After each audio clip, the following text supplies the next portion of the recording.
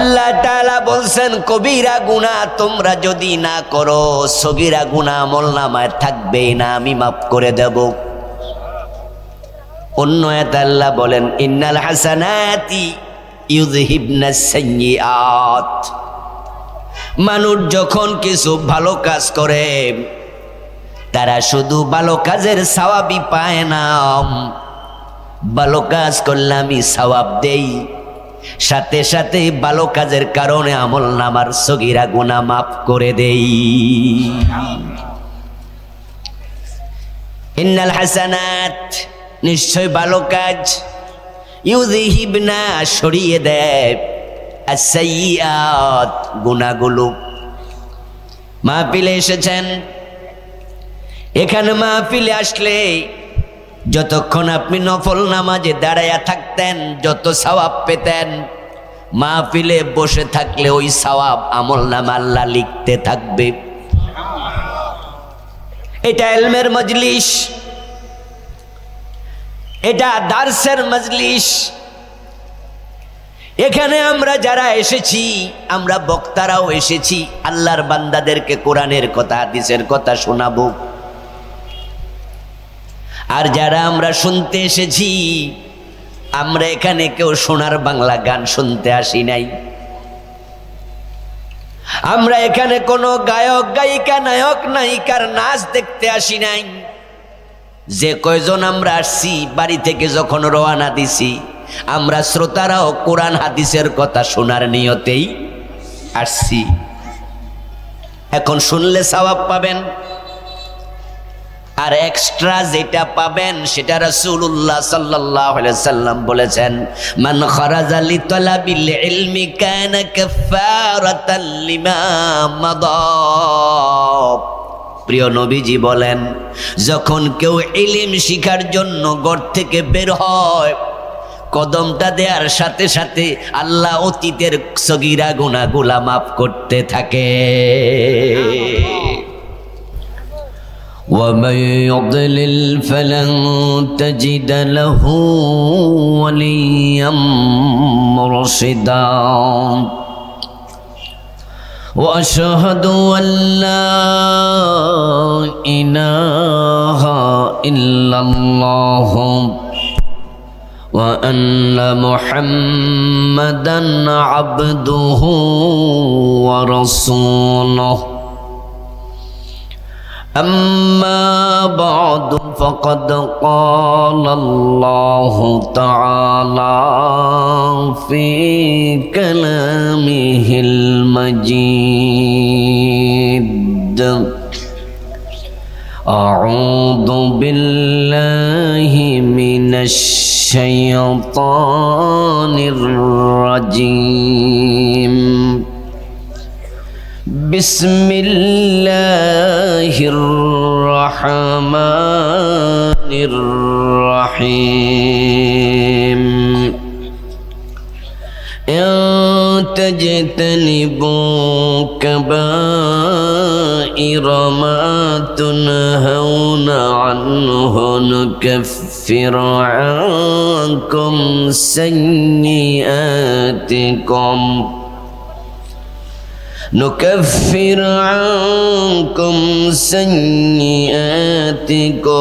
وندخلكم مدخلا كريما.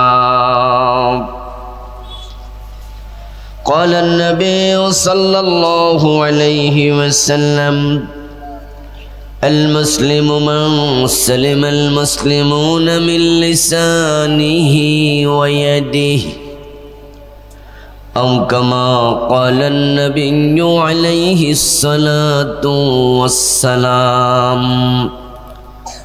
সকল মেহেরবানি করে দুরূদ শরীফ পড়ুন। আল্লাহুম্মা সাল্লি আলা মুহাম্মাদিন ওয়া আলা আলি মুহাম্মাদ কামা সাল্লাইতা আলা ইব্রাহিম ওয়া আলা আলি ইব্রাহিম ইন্নাকা হামিদুম মাজিদ. اللهم بارك على محمد وعلى آل محمد كما باركت على إبراهيم وعلى آل إبراهيم إنك حميد مجيد اللهم صل وسلم وبارك عليه আল ইহসান মডেল মাদ্রাসার উদ্যোগে আয়োজিত আজকের এই চমৎকার তাফসীরুল কোরআন মাহফিলের মুআজ্জাজ মুকাররম সম্মানিত সভাপতি মহতারাম হাজী সিদ্দিকুর রহমান সাহেব, সহসভাপতি হাজী আব্দুল লতিফ সাহেব, আজকের মাহফিলের প্রধান মেহমান হিসাবে আলোচনা উপস্থাপন করবেন যিনি বিশ্বের নামি দামি যে সমস্ত শিক্ষা প্রতিষ্ঠান আছে, বিশেষত বাংলাদেশের অন্যতম সেরা শিক্ষা প্রতিষ্ঠান ঐতিহ্যবাহী ধামতি ইসলামিয়া কামিল মাদ্রাসার সম্মানিত সাবেক শাইখুল হাদিস, সাবেক হেড মুহাদ্দিস, মুদাক্কিক, উস্তাজুল আসাতিজা, শাইখুল হাদিস ও শাইখুত তাফসীর, ফকিহুল উম্মাহ, আমাদের অনেকেরই উস্তাজ, বিশ্ববরেণ্য আলিম আল্লামা ফজলুল করিম হাফেজাহুল্লাহ, আল্লাহ তাআলা হুজুরের হায়াতে বারাকা দান করুন। হুজুর কিছুটা অসুস্থ দীর্ঘদিন ধরে, আমরা সকলে দোয়া করি আল্লাহ তাআলা হুজুরকে যে কয়দিন বাঁচিয়ে রাখবেন পরিপূর্ণ সুস্থতার সাথে বাঁচিয়ে রাখুন। এই জাতির জন্য হুজুর এক বড় নিয়ামত, ওনার সান্নিধ্য সঙ্গ যারা পাননি তারাই নিয়ামতের কদর হয়তো বুঝবেন না। আমি হুজুরের সরাসরি 6 বছর ছাত্র জীবনে সান্নিধ্য পেয়েছি, আর ছাত্র জীবনের পরে 2001 থেকে 2024 চলছে। এই 24 বছরও হুজুরের সান্নিধ্য থেকে বিচ্ছিন্ন হয়নি। হুজুরের সাথে আমার সান্নিধ্যের বয়স 30 বছর চলছে। ওনার মতো এতটা বিজ্ঞ আলেম, প্রাজ্ঞ আলেম, মুহাক্কিক আলেম আমার নজরে বাংলাদেশে এখনো দ্বিতীয় জন পড়েনি। এদেশের নামি দামি অনেক আলেমের সাথে আল্লাহ তাআলা আমার সাক্ষাতের সুযোগ দিয়েছেন। পৃথিবীর বিভিন্ন দেশের আলেম ওলামাদের সাথেও মেশার সুযোগ পেয়েছি। আল্লামা ফজলুল করিম হাফেজাহুল্লাহ হুজুরের মতো এই মানের আলেম পৃথিবীতে বিরল। শিরক এবং বেদাতির বিরুদ্ধে হুজুরের যে অবস্থান, বাংলাদেশে শিরক এবং বেদাতের বিরুদ্ধে এমন অবস্থান গ্রহণকারী আলেম খুবই কম। ইসলামের সঠিক মেসেজ আমরা যারা হুজুরের ছাত্র আছি, হুজুর আমাদেরকে দেওয়ার চেষ্টা করেছেন। আল্লাহ তাআলা হুজুরের খেদমত এমনভাবে কবুল করেছেন যে হুজুরের জীবদ্দশায় হুজুর তার অসংখ্য ছাত্রকে বিভিন্ন কামিল মাদ্রাসার প্রিন্সিপাল, ভাইস প্রিন্সিপাল, মুহাদ্দিস, মুফতি উনি নিজের চোখে দেখে যাওয়ার সুযোগ আল্লাহ হুজুরকে দিয়েছেন। ইনশাআল্লাহ হুজুর আজকের এখানে শেষ আলোচক। ইশারের পরে ইনশাআল্লাহ হুজুর আলোচনা করবেন। আপনারা হুজুরের আলোচনা শোনার জন্য আবার দল বেঁধে চলে আসবেন ইনশাআল্লাহ। বলেন হুজুরের দর্শে বসতে পারা এটা সৌভাগ্যের। মনে রাখবেন ইলমের মূলত ট্রান্সফারের সিস্টেমটা হলো সিনা থেকে সিনা। আমাদের এক ওস্তাদ বলতেন এলেম দর সিনা না দর সফিনা। এলেম সিনা থেকে সিনাতে ট্রান্সফার হয়, কাগজ থেকে নয়। আরেক ওস্তাদ বলতেন যে খাতার এলেম মাথায় নেও, কাগজে যদি এলেম লেখা থাকে এটা তোমার না, যেটা তোমার বিবেকে কলবে ঢুকেছে সেটা হলো তোমার। কোন একজন কবিও একই কথাই বলেছিলেন, গ্রন্থগত বিদ্যা পরহস্ত ধন, নহে বিদ্যা নহে ধন, হলে প্রয়োজন। যারা দাঁড়িয়ে আছেন তারা কি একটু বসবেন দয়া করে? এই যুবক ভাইরা বসে যান, বসার জায়গা যেহেতু আছে, একজনও দাঁড়িয়ে থাকবেন না, বসে যান, বসে বসে কথা শুনুন। সিনা থেকে সিনাতে এলেম যায়, সেজন্য প্রয়োজন সোহবত, সান্নিধ্য। সান্নিধ্যের অনেক মূল্য, অনেক দাম। সাহাবায়ে কেরাম রাদিয়াল্লাহু তাআলা আনহুমের সম্মান বেড়ে যাওয়ার পিছনে সবচেয়ে বড় কারণ তারা নবী মুহাম্মদুর রাসূলুল্লাহর সান্নিধ্য পেয়েছেন। রাসূল সাল্লাল্লাহু আলাইহি ওয়াসাল্লামের সাহাবাদের মাঝে সকলে মুহাদ্দিস ছিলেন না, সকল সাহাবী হাদিস বর্ণনা করেননি। রাসূলুল্লাহর সাহাবীর সংখ্যা প্রায় ১.৫ লক্ষ, হাদিস বর্ণনাকারী সাহাবীর সংখ্যা মাত্র কয়েকশো। মাত্র কয়েকশো হাদিস সাহাবী থেকে হাদিস এসেছে, আর বাকি হাজার হাজার সাহাবী হাদিস বর্ণনাই করেনি। হাদিসের কিতাবে তাদের থেকে একটা হাদিসও আসেনি। তাহলে সাহাবীদের মাঝেও সকলে মুহাদ্দিস ছিলেন না। আচ্ছা, সাধারণ মানুষের মাঝে আমাদের এই বুড়িচং থানায় সকল মানুষের বিবেক কি একরকম? জ্ঞান একরকম? বুদ্ধি একরকম? আচ্ছা, মানুষের মাঝে একটু পাগল টাইপের মানুষ আছে না? কথা বলেন না। বুঝ কম এমন মানুষ আছে না? সাহাবীদের মাঝে কি পাগলা টাইপের মানুষ ছিল না? বুঝ কম ছিল না? মানুষ তো ছিলই, বরং একজন মহিলা ছিল পাগল, আকলিহা শাই।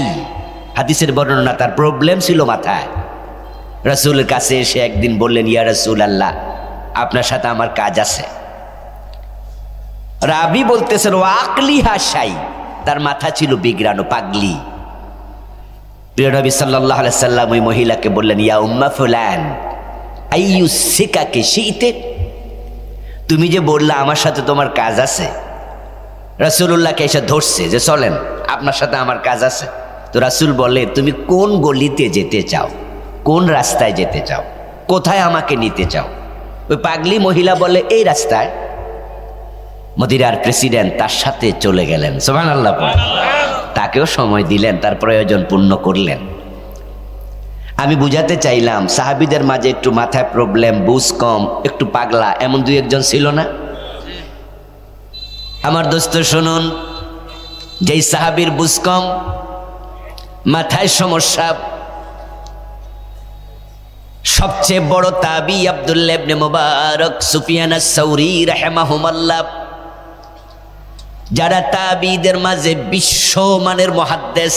আব্দুল্লাহ ইবনে মুবারক,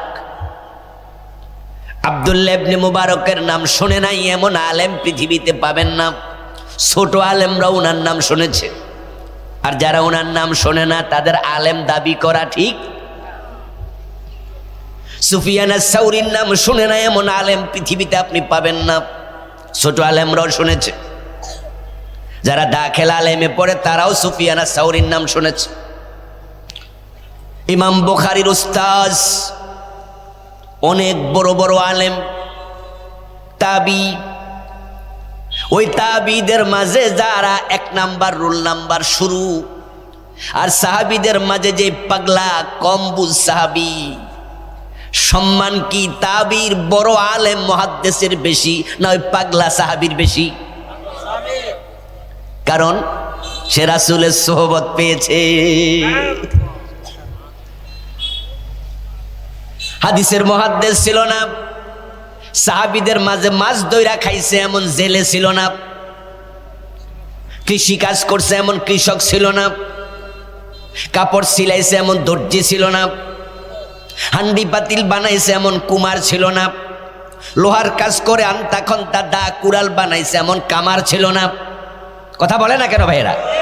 ছিল কি না? ওই কামার সাহাবী, কুমার সাহাবী, কৃষক সাহাবী, এলেম কালাম বেশি নাই। রাসূলের সান্নিধ্যে 2-4 দিন ছিল।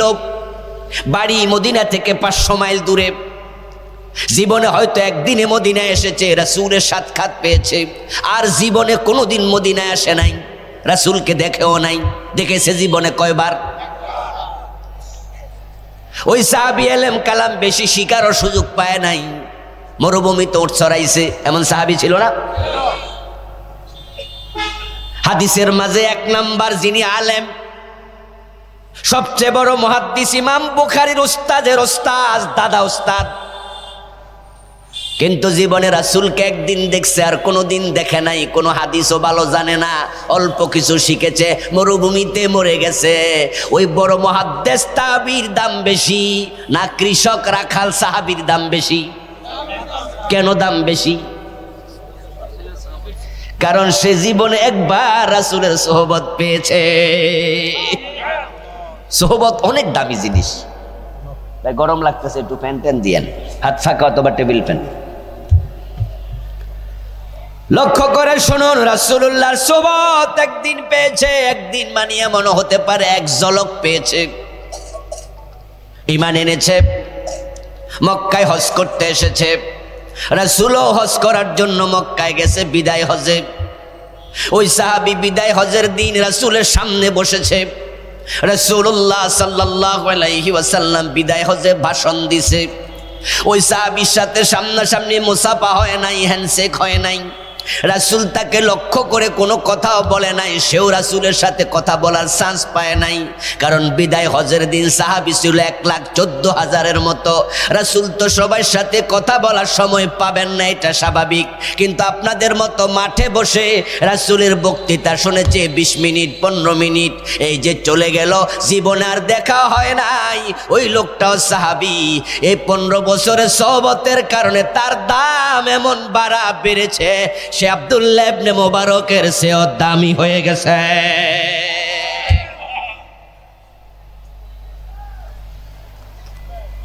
সোহবত খুব বড় দামি জিনিস। তো আজকের মাহফিলে আমাদের ওস্তাজুল ওসাতেজা, শাইখুল মাশায়েখ, ওস্তাজুল মুহাদ্দিসিন, অসংখ্য মুহাদ্দিসের ওস্তাজ আল্লামা ফজলুল করিম হাফেজাহুল্লাহ হুজুর আসবে। এই জন্য হুজুরের ওয়াজ শুনতে মাঠে বসতে পারা এটা সৌভাগ্যের। যদি আমার পরে মাহফিল না থাকতো, আমিও হুজুরের পাশে বসে অথবা আপনাদের মতো মাঠে বসে হুজুরের ওয়াজ শুনতাম। এই জন্য হুজুরের ওয়াজ শুনতে থাকবেন তো ইনশাআল্লাহ? এটা আপনাদের সৌভাগ্য। সোহবত নেবেন ইনশাআল্লাহ। আলোচনা করবেন তামির মিল্লাত কামিল মাদ্রাসার সম্মানিত ফকিহ মুফতি শরীফুল ইসলাম সুলতানি। উনিও আমাদের শাইখুল হাদিস হুজুরের ডাইরেক্ট ছাত্র। হুজুরের কাছে ধামতি আলিয়ায় শরীফ ভাই পড়ছে, ডিরেক্ট পেয়েছে হুজুরকে। আজকের প্রধান অতিথি এটিএম মিজানুর রহমান ভাই সহ উপস্থিত হবেন আরও আপনাদের এই বুড়িচঙ্গের কৃতি সন্তান, বিশিষ্ট শিক্ষাবিদ অ্যাডভোকেট ডক্টর মোবারক হোসাইন, উপস্থিত অন্যান্য সম্মানিত ওলামাই হজরত।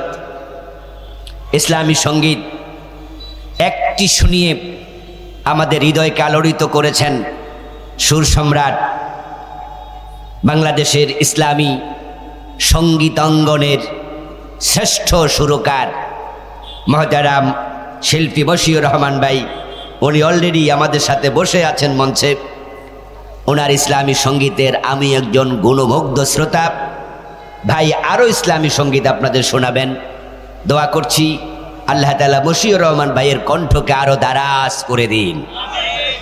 উপস্থিত মহতারাম ওলামায়ে কেরাম, ইসলাম প্রিয় তৌহিদি জনতা, পর্দার অন্তরালের সতী সাধবী সম্মানিতা মা ও বোনেরা, আল্লাহর বড় শুকরিয়া।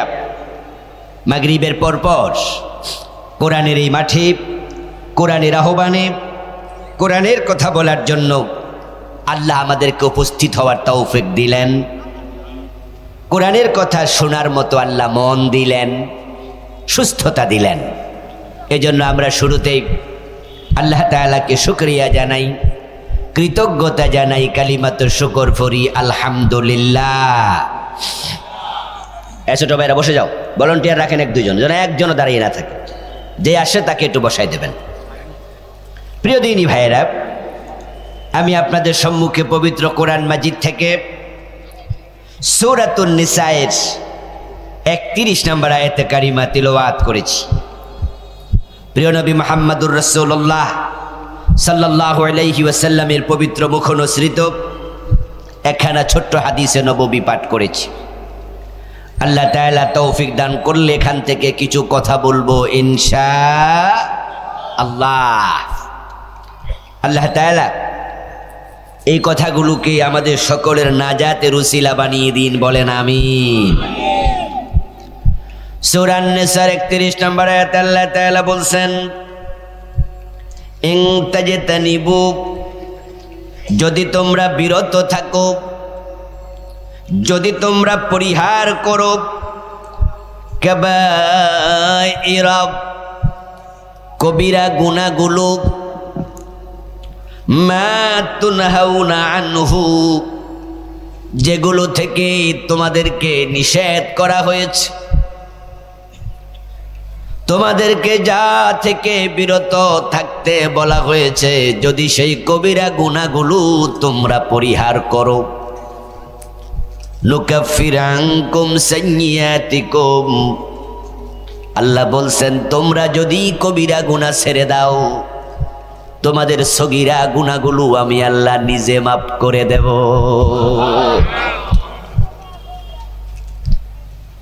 আল্লাহ তাআলা বলছেন কবিরা গুনাহ তোমরা যদি না করো, সগীরা গুনাহ আমলনামায় থাকবেই না, আমি মাফ করে দেব।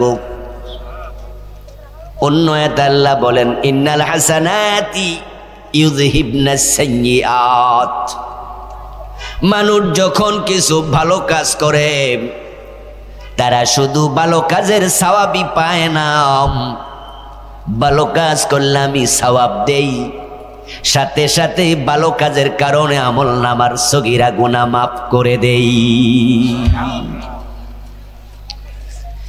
ইন্নাল হাসানাত, নিশ্চয় ভালো কাজ, ইউযহিবনা, সরিয়ে দেয়, আস-সাইয়্যাত, গুনাহগুলো।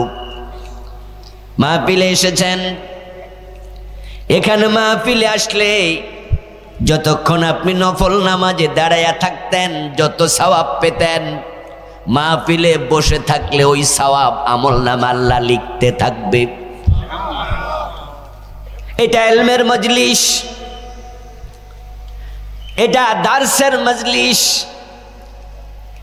এখানে আমরা যারা এসেছি, আমরা বক্তারাও এসেছি আল্লাহর বান্দাদেরকে কোরআনের কথা হাদিসের কথা শোনাবো।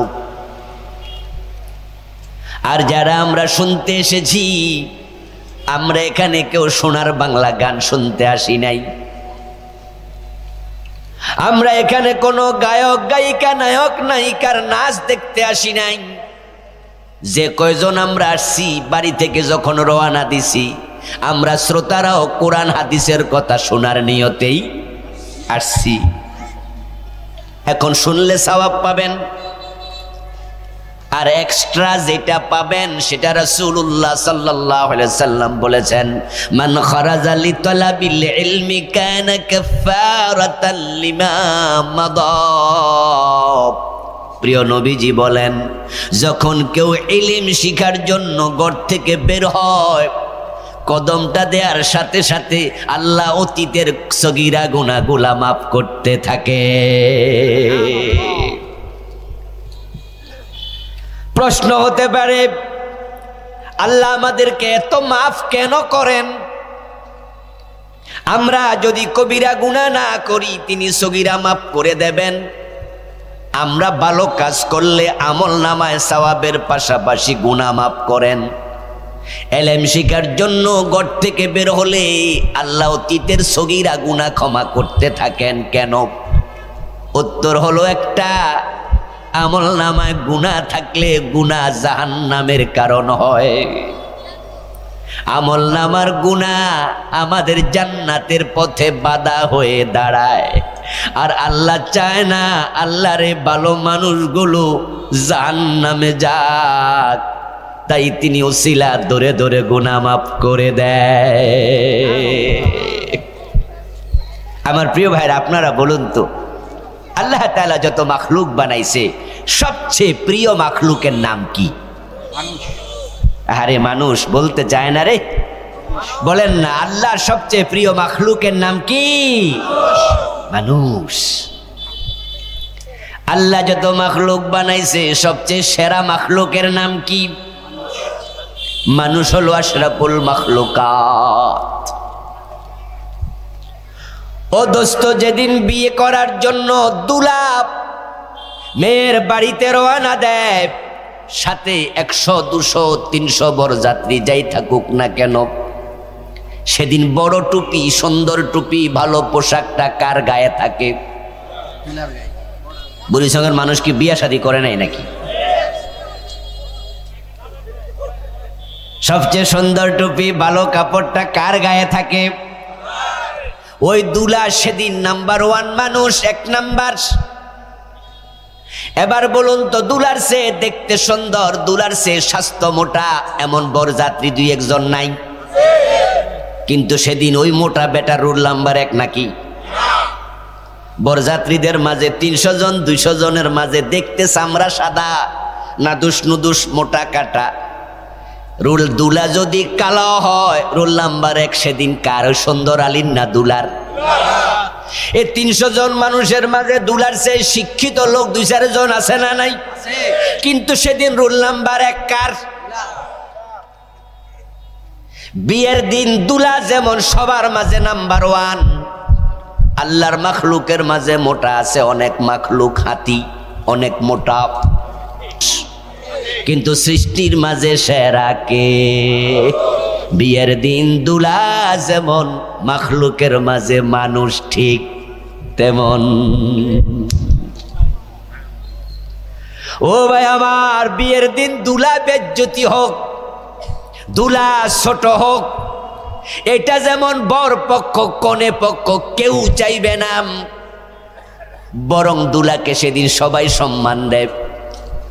আমার আল্লাহর কাছে মানুষ সৃষ্টির সেরা, তাই আল্লাহ চায় না গুনাহ লইয়া জাহান্নামে বেজ্জতি হোক। এজন্য ওসিলা দইরা দইরা মানুষকে ক্ষমা কইরা আল্লাহ সম্মান দিতে চায়। কিন্তু কষ্টের ব্যাপার হলো, যে মানুষে তো দামি, তারা নিজের দাম ধরে রাখতে অনেকেই ব্যর্থ। আপনি যদি মাহফিলে রওনা না দেন, আপনার সগীরা গুনাহ কেন মাফ হবে? আপনি যদি ভালো কাজ না করেন, আপনার আমলনামার গুনাহ কেন মাফ হবে? আপনি যদি কবিরা গুনাহ ছেড়ে না দেন, সগীরা গুনাহ কেন মাফ হবে? এবার নিজেরাই বলুন তো, গুনাহ মাফ নেয়ার জন্য নিজ উদ্যোগে কিছু ভালো কাজ করা দরকার আছে না নাই? রাতের বেলায় বেড়া মদ খাইছে, তারপরে পতিতা নারী লইয়া নষ্টামি করছে, তারপর নাপাক শরীর লইয়া ঘুমাইয়া গেছে, ঘুম থেকে 9:30 10টা বাজে উঠছে, ফজরের নামাজটাও পড়ে নাই। মদ খাওয়া কবিরা গুনাহ, পতিতার সাথে রাত কাটাইছে, জেনা করা কবিরা গুনাহ, ফজরের নামাজ ছাইরা দিছে, এটা আরেক কবিরা গুনাহ। পরের দিন সারাদিন গোশ খাইছে, সুদ খাইছে, শুধু কবিরা গুনাহ কইরা কইরা কাটাইছে। সন্ধ্যাবেলা তার আজরাইল আইসা মৃত্যুর পরোয়ানা জারি করছে। আপনারাই বলেন তো, এই বেটার গুনাহ আল্লাহ কোন ওসিলায় মাফ করবে? হে তো গুনাহ মাফ পাওয়ার মতো কোনো কাজ করে নাই। এখন এই লোকটা যদি জাহান্নামে যায়, আল্লাহর দোষ কেমনে দেবেন?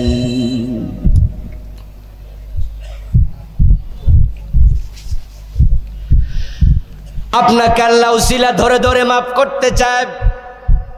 শুধু মাফ নয়, ইনতাজতানিবু কাবাইরা মা তুনহাউনা আনহু নুকাফির আনকুম সাইয়্যাতিকুম। যদি তোমরা কবিরা গুনাহগুলো পরিহার করো, আমি আল্লাহ সগীরা গুনাহগুলা মাফ করে দেব।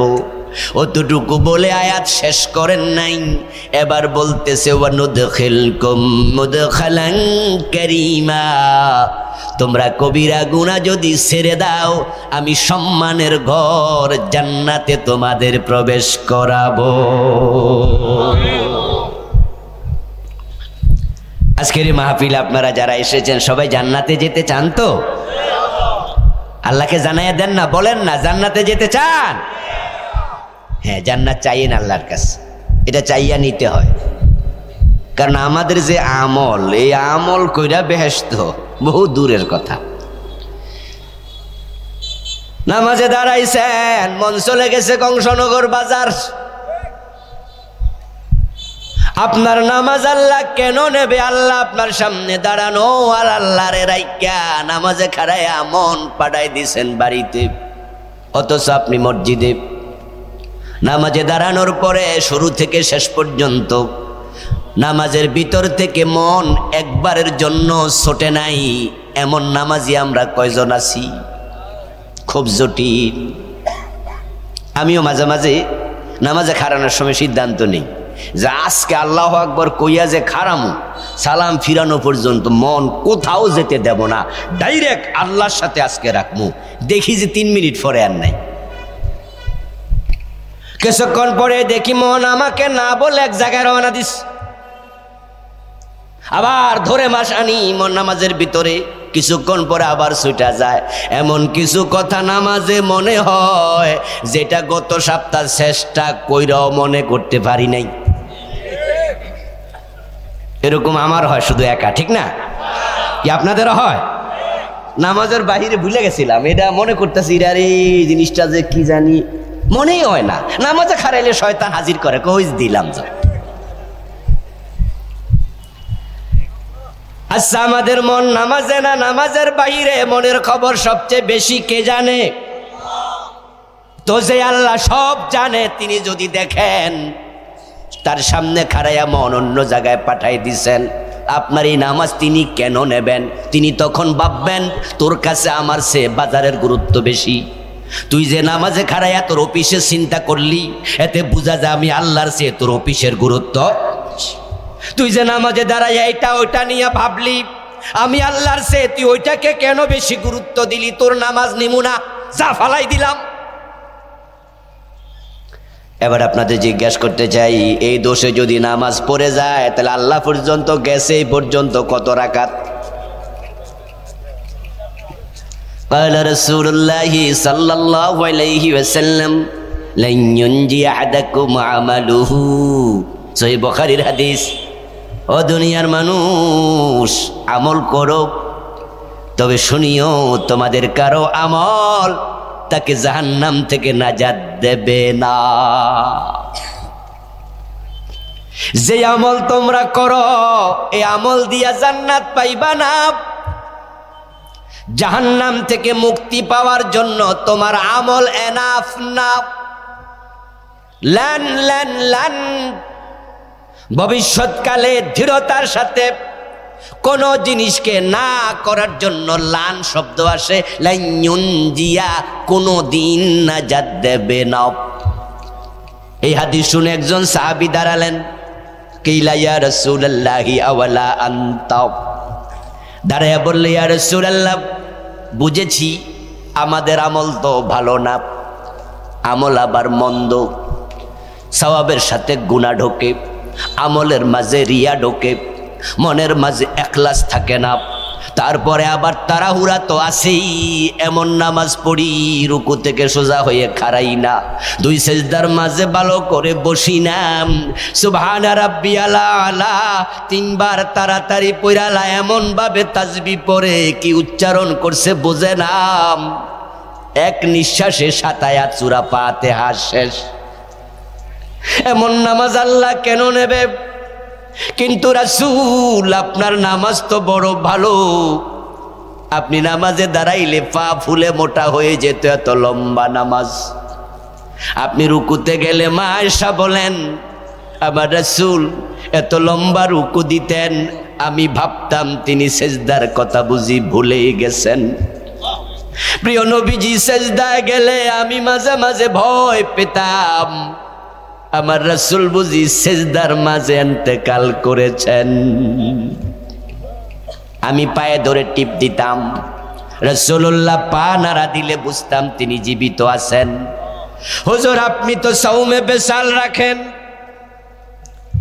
সেহরি খান না, ইফতার করেন না, টানা 2 দিন 3 দিন 5 দিন আপনি রোজা রাখেন, যে রোজা উম্মতের জন্য মানা নিষেধ। হুজুর আপনার আমল তো বেশি, আপনি তো আমল করে জান্নাত পেয়ে যাবেন।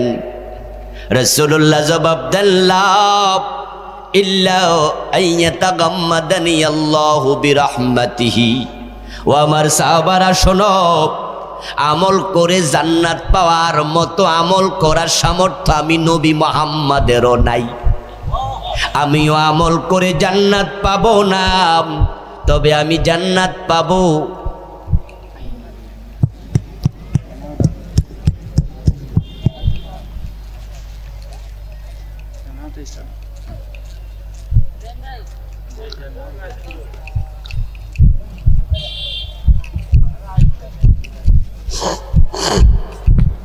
একটু জিকির করেন, লা ইলাহা ইল্লাল্লাহ।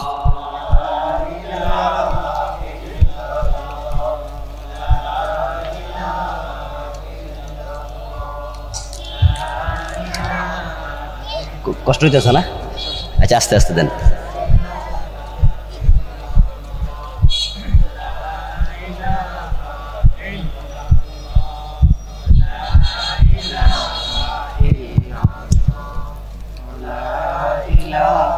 এই সালাম।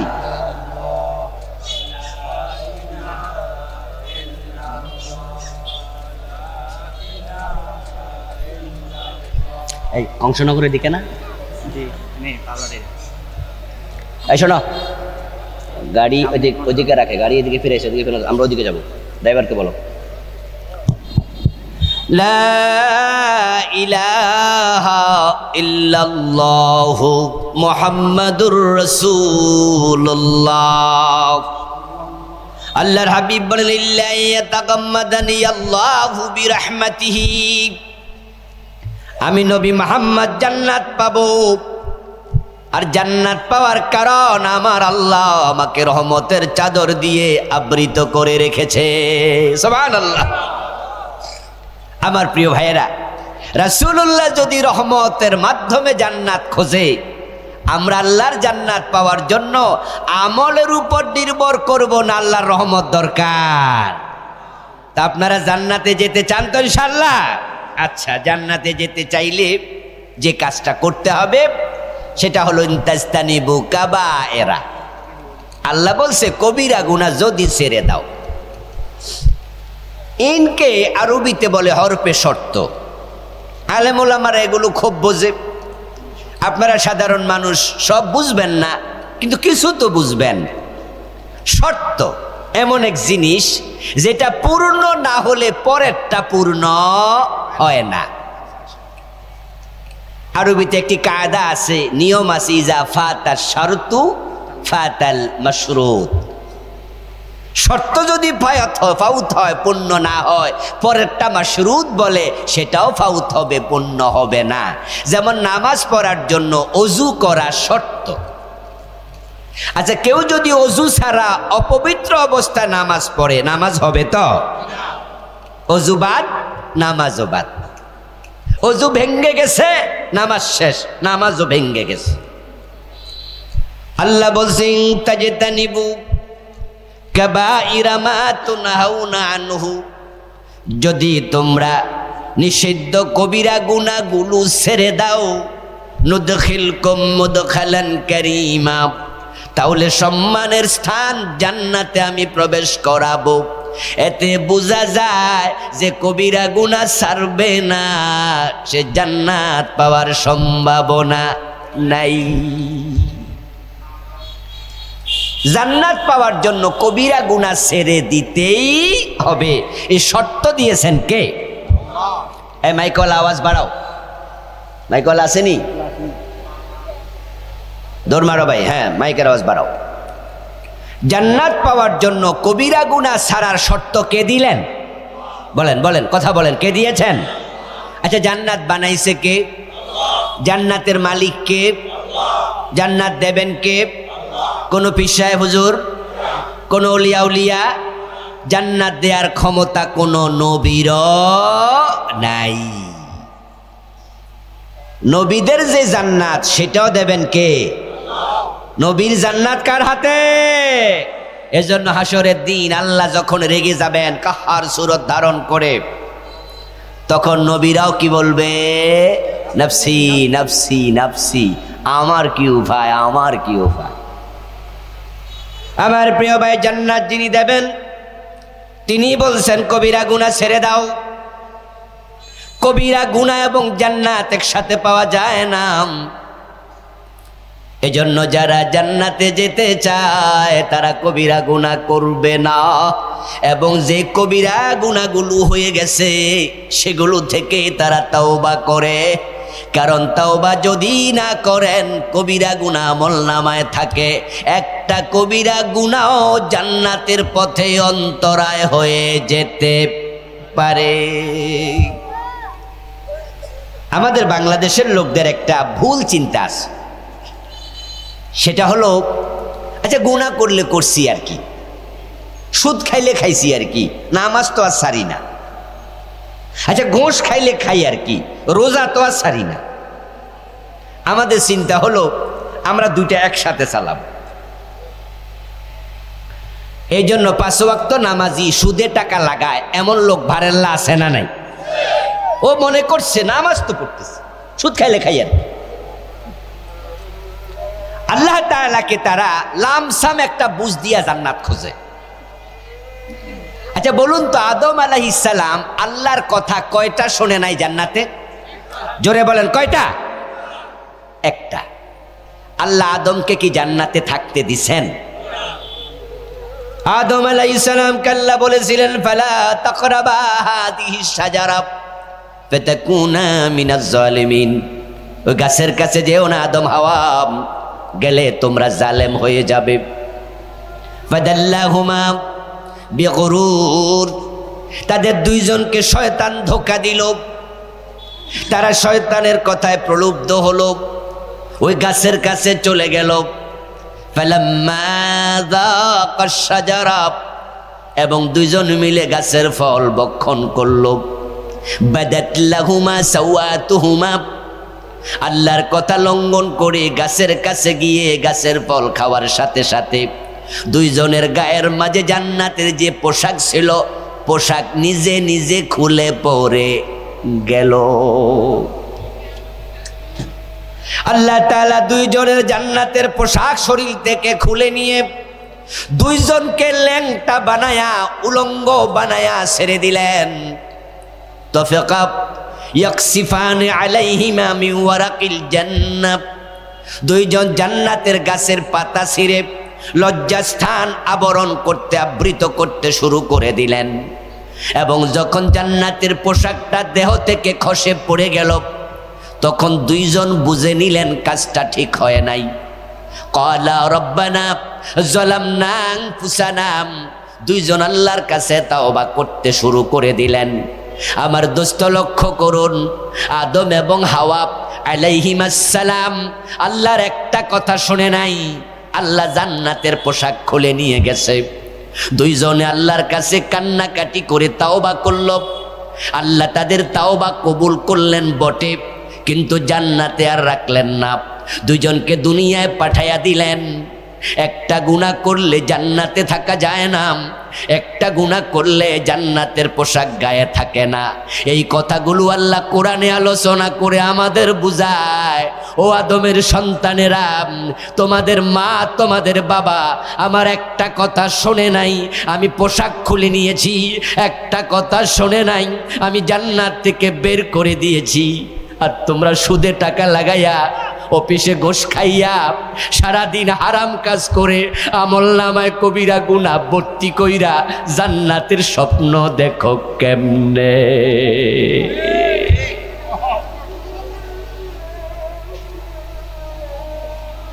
রাসূলুল্লাহ সাল্লাল্লাহু আলাইহি ওয়াসাল্লামের একাধিক সাহাবীর ব্যাপারে হাদিস পাওয়া যায় যাদের আমলনামার একটা মাত্র কবিরা গুনাহ নবীর সাহাবীর কবরের আযাবের কারণ হয়েছে, জাহান্নামের কারণ হয়েছে।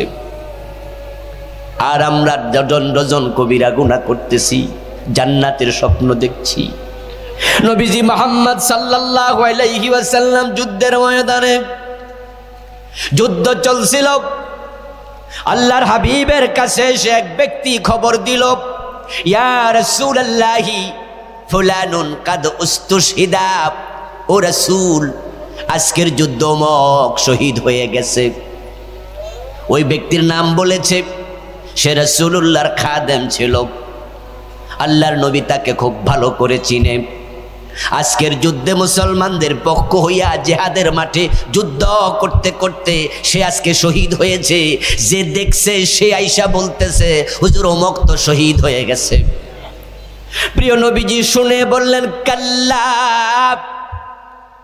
কাদ রাআইতুহু ফিন্নার বিআবাতিন কাদ গাল্লাহা, অসম্ভব অসম্ভব, সে শহীদ হয় নাই, কারণ আমি নবী মুহাম্মদ তাকে নিজের চোখে জাহান্নামে দেখে এসেছি। রাসূলুল্লাহর সাহাবী, রাসূলুল্লাহর খাদেম, যুদ্ধের মাঠে মুজাহিদ, আজকে যুদ্ধে মারা গেছে। রাসূল বলছেন না সে শহীদ নয়, তাকে আমি জাহান্নামে দেখেছি। কেন? এবার কারণ বলতেছে, বিআবাতিন কাদ গাল্লাহা, কারণ হলো অমুক যুদ্ধের গনিমতের মাল থেকে সে একটা চাদর চুরি করেছে।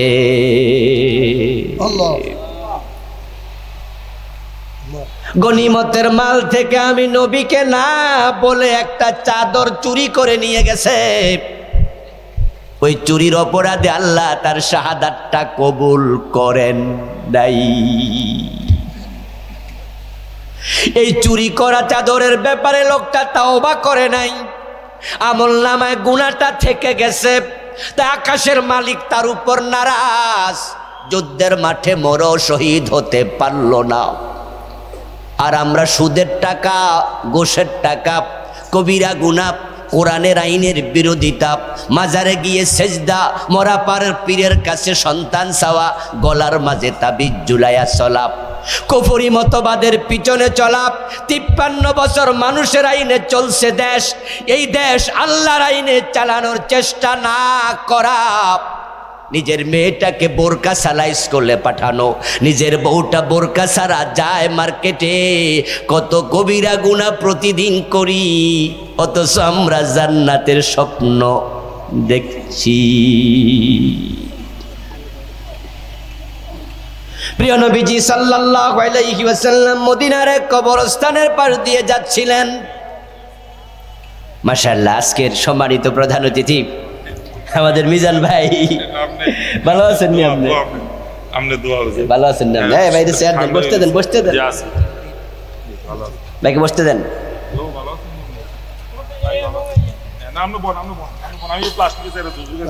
ভাইকে বসতে দেন, বসতে দেন।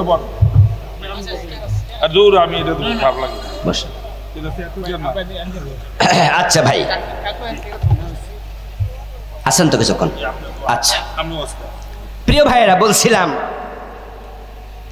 আল্লাহর হাবিব সাল্লাল্লাহু আলাইহি ওয়াসাল্লাম মদিনার এক কবরস্থানের পাশ দিয়ে যাচ্ছেন। সহিহ বুখারীতে এসেছে, মাররান নবী সাল্লাল্লাহু আলাইহি ওয়াসাল্লাম বিকবরাইন জাদিদাইন ফাকালা ইন্নাহুমা লা ইউআযাবান ওয়া মা ইউআযাবান ফি কাবীর। নবীজি মুহাম্মদ সাল্লাল্লাহু আলাইহি ওয়াসাল্লাম যাচ্ছেন, নতুন দুটি কবর দেখে রাসূলুল্লাহ দাঁড়ালেন। দাঁড়ায়া সঙ্গী সাহাবীদেরকে বললেন, এই যে দুইটা কবর, এই দুই কবরে আযাব চলছে। আপনাদেরকে প্রশ্ন করব, জবাব দিয়েন, কবর দুইটা পুরাতন না নতুন? ওয়াজ বাড়িতে নেওয়া লাগবে তো নাকি? কবর দুইটা পুরাতন না নতুন? নতুন। রাসূল বলছে আযাব চলছে। আল্লাহর নবী কবরের উপর থেকে কবরের নিচে কি হচ্ছে দেখতে পেতেন। এটা রাসূলুল্লাহর মুজিজা, বিশেষত্ব। এবার তিনি বলছেন, ইন্নাহুমা লা ইউআযাবান ওয়া মা ইউআযাবান ফি কাবীর, তবে তারা বড় গুনাহ শিরক, বড় গুনাহ কুফর, এগুলোর কারণে শাস্তি পাচ্ছে না। কবরে আযাব চলছে কুফরির কারণে নয়, কবরে আযাব চলছে শিরকের কারণে নয়। যদি কুফর করত, যদি শিরিক করত, তাহলে তারা হয়তো কাফের, তারা হয়তো মুশরিক। কিন্তু দুইজন নতুন কবরওয়ালা, দুইজনে ছিল রাসূলুল্লাহর সাহাবী।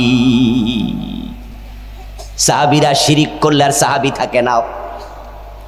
শিরিক করলে কি মুসলমান থাকে? তো মুশরিক হয়ে যায়। কুফরি করলে কি মুসলমান থাকে? সে তো কাফের হয়ে যায়। এই জন্য রাসূল বলছেন তারা বড় গুনাহ কুফর শিরকের কারণে আযাব পায় না। তাহলে আযাবটা কেন হচ্ছে এবার শোনো। আম্মা হাদুহুমা ইয়ামশি বিন নামিমা, কবরের দিকে ইঙ্গিত করে বলতেছে এই কবরওয়ালা তার একটা গুনাহ ছিল, সে গুনাহটা হলো সে ছগলখড়ি করত। একজনের দোষ, একজনের কথা আর একজনের কাছে যাইয়া কানে কানে কইয়া দুইজনের মাঝে ঝগড়া লাগাইয়া দিয়া আলগাত বইয়া বইয়া মজা নেয়, এমন কিছু মানুষ সমাজে আছে না নাই? এই চরিত্রের মানুষ যাদেরকে আমরা বলি কুটনামি করে, পেছ লাগাইয়া দেব, বউ শাশুড়ির মাঝে ঝগড়া লাগাইয়া দেব, বাইয়ে বাইয়ে ঝগড়া লাগাইয়া দেব, বন্ধু বন্ধু মনোমালিন্য তৈরি করে দেব, মিথ্যার প্রচার করে, কিছু নিজে বানাইয়া বলে, আবার কিছু সত্যের সাথে মিথ্যার সংমিশ্রণ দেব। ওই লোকটার একটা বদ অভ্যাস ছিল, ইয়ামশি বিন নামিমা, সে ছগলখড়ি করত। এই একটা গুনার কারণে কবরে আযাব চলছে। এবার দ্বিতীয় কবরের দিকে তাকাইয়া বলছেন ও আম্মা আলা আখার, দ্বিতীয় জনের সমস্যা লা ইয়াস্তাতিরু মিন বাউলিহি, সে প্রস্রাব করে পবিত্র হতো না। দাঁড়াইয়া দাঁড়াইয়া প্রস্রাব কইরা তারপর আস্তে করে লাড়া দিয়ে হাইটা জায়গা, এমন লোক আসেনি? প্রস্রাব করে হাইটা যাওয়ার পরে সে ফ্যান সামনে দিয়া কিছু কিছু ভিজা দেখা যায়, এমন লোক আছে। কুকুরের মতো অবস্থা। আমার দোস্ত প্রস্রাব থেকে পবিত্র হতো না। হতে পারে ওই সাহাবী রাখাল ছিলেন, আর রাখাল যারা থাকেন গরু ছাগল চড়াতো, হতে পারে গরুর প্রস্রাবে ছিটা কাপড়ে পড়ছে, খেয়াল করে নাই অথবা গুরুত্ব দেয় নাই, পবিত্র হওয়ার ব্যাপারে সতর্ক ছিল না। ওই প্রস্রাব থেকে পবিত্র না হওয়ার কারণে কবরে আযাব চলতেছে।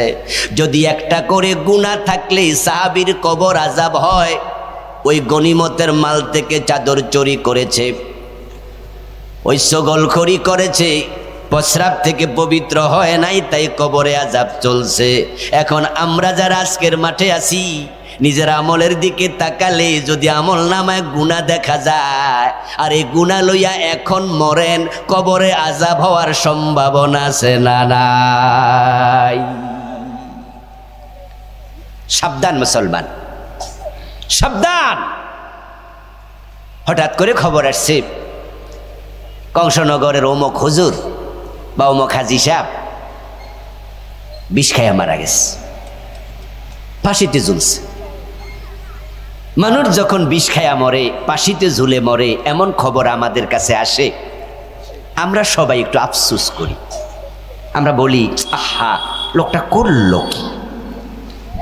ওই লোকটা যদি ভালো মানুষ হয় আফসোস আরো একটু বেশি করি। আরে হাজি সাহেব মানুষ বিষ খাইলো কেন? আরে লোকটা তো ভালো ছিল, কেন ফাঁসিতে ঝুলল? ও দোস্ত, ওই বেটা মরল বিষ খায়া, আফসোস আপনি কেন করেন? কারণ আপনি একটা মাসালা জানেন, আত্মহত্যা করা জায়েজ না হারাম? সগীরা না কবিরা গুনাহ? ওই লোকটা কবিরা গুনাহ লইয়া মারা গেছে। যেহেতু সে মরার সময় গুনাহ করে মরল, এই গুনাহ থেকে তাওবার সুযোগ আর সে পায় নাই। তার আমল নামাতে অন্য কোনো গুনাহ আছে কিনা এটা আমি জানি না, কিন্তু একটা কবিরা গুনাহ আত্মহত্যা সেটা আছে আমি জানলাম। ওই একটা গুনার খবর জানার কারণে আমি তার জন্য আফসোস করতেছি।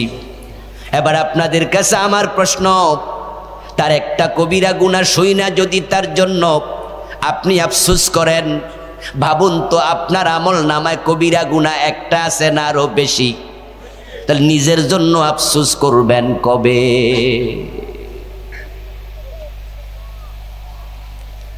আমরা অন্যের ব্যাপারে বড় ভাবুক হই, নিজের ব্যাপারে আমরা হয়ে যাই একবারে বেখবর। কান খুলে শোনো মুসলমান, সুদে যারা টাকা লাগাইছো তুমি জান্নাতের কাছেও যেতে পারবা না। আমার নবীজি বলেছেন সুদ খেলে ৭৩টা গুনাহ হয়, সবচেয়ে ছোট গুনাহ হলো নিজের মায়ের